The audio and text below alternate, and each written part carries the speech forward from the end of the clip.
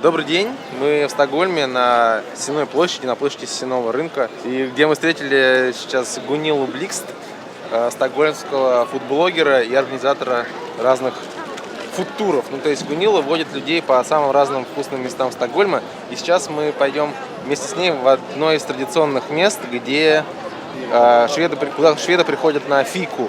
Заодно узнаем, что такое фика, потому что нам рассказали, что в Швеции сняли 5-серийный фильм, где спрашивали у разных шведов, что такое фика, и вот, наконец, где-то к концу 5-й серии какой-то консенсус они... был найден. Да, они пойдем были, фикнем. Да, пойдем фикнем. Фиканем. Fika is an informal cup of coffee, to make the short version. But it's almost like a culture here. You could go for fika with your friends. You can go with just a date with your employer. You can have fika as a coffee break. And it's almost like a culture. But what makes fika so different from a normal, you say, coffee break? I think it's kind of the Swedish tradition that it is so informal, and it could be a way to meet people crossing the borders between people with high rank on the social scale and low rank on the social scale, and also with the people. If you don't know people so much, you think maybe we are going to be friends, or maybe we are going to date. Let's go for fika, because it's very informal. Фика — это такой традиционный безалкогольный шведский праздник. Ну, не праздник. Ну, как у нас люди знакомятся, да, там, in Russia we use alcohol for these things. Such type of things, yeah. Yes, and Swedish people use fika. Yes, a lot. Okay. Yes, we do, and I think that is also a tradition from past days, because in 1800s we had so many problems with people drinking too much alcohol, and then at that time it was also the time where the laws were not so strict, so you could have coffee. Before that it was forbidden here it is, for ordinary people to have coffee. So at this time a lot of things happened which made this fika culture to happen.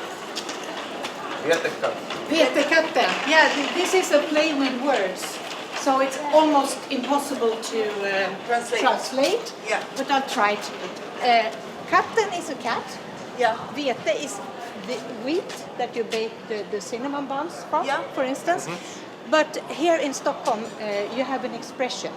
If you ask a question and you really don't know, you can say, "Det vet katten." And the lady that started the business here, she was asked the question, "What are you going to call your new coffee shop?" Yeah. And she said, "Det vet katten." Okay. So that's how it happened. Let's have a look first. Okay. Yeah, yes, let's look around. Yeah. Шведы фикуют. Неплохая замена алкоголя. So, as you can see, here is a counter where you order all the things that you want to have.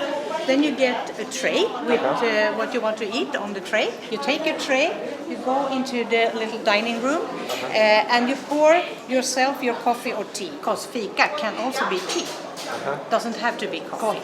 No, but it comes from the word coffee. Because back in time, people out in the country, here in Sweden we say kaffe, and out in the country you say kaffe, and you take the word coffee, break it in two, put it the other way, fika. Simple as that. То есть по-русски фика это будет феко. Феко. Okay. You can find all kinds of people here. The old, nice, small ladies that come here with their friends to have a cup of coffee and something sweet to eat. You can see families with kids, and you can see business people that come here. So this is a very mixed place, but the environment is very old-fashioned. Okay. They also have a very modern part. Yes, on our way we can see the bakers working here in the bakery. This is the dough, which is spiced with some cardamom. Yes, Here's and the modern part. here is the modern part. And as you can see here, they also have the counters with all the things that you could have together with your coffee, and they also sell bread that you can buy for breakfast and so on. Fika is usually lunch, or you can start. No, if you live in the north of Sweden, Yeah. you don't eat breakfast. You have fika. Okay. Yeah, okay. Fika is something that you have between breakfast and lunch, after lunch, in the afternoon. Don't call a Swedish coffee at 3 o'clock in the afternoon, because between 3 o'clock and 50 minutes past 3, everyone will be at fika break. Yeah. Полдник, который может случиться в любое время суток. Да. Так. And you can, of course, always have fika in the evening too. This always started with a bun, cinnamon bun or cardamom bun. Then they had a sponge cake or an ordinary cake with cream. And after that, 7 different kinds of biscuits or cookies. 7. Seven kinds. And this is very important. It has to be 7 kinds. Because if the housewife made less than 7, she was, this... Considered being a bad housekeeper? No, but she was holding too tight to her money. Yeah. Okay. Yeah. But if she had more, maybe she was boasting. Okay. So 7 was the perfect number of the different small cookies. And these cookies were often made from this shortbread dough. Shortbread. Yeah. And here we have some examples of different kinds of buns. I think this might be the cinnamon bun. No, this is a cardamom bun. Det här är kardemommabullar, va? Ja, har du där borta är kanelbullarna. Ja. Okay, the vanilla filled ones. And here, as you can see, they are popular. They are almost sold out. These are the cinnamon buns. And here are a lot of other kinds of these buns that are made from this dough that they bake with wheat. Те самые плюшки, которыми Карлсон баловался. These are hazelnut cookies. Yeah. We are calling these for Brussels biscuits.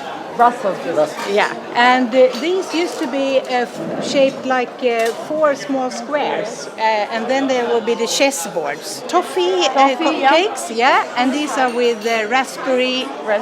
This is the chocolate bread, and this one has a very nice name. It's called a dream. So I think we should have a plate with 7 different kinds, so we can do, the traditional way. Have you tried the cinnamon bun? Sure. Yeah. Do you want to try a cardamom bun instead? Yes. Yes. Hej! Vi ska göra lite så här kafferep. Har ni sockerkaka? Nej. Is it good? Yeah. This is my favorite, the one with the cardamom. So I think that back in time the buns were about half size or 1/3. So when I grew up, we didn't have as big buns as these. So my grandma and my mom, they made smaller ones. So after the bun, you should have some sponge cake. And usually we don't cut it this way. Ломай его полностью. This is perfect. Perfect in size. Кекс, так он есть. You have a cake like this? Yes. But different shape, and we call it keks. We have these round ones also.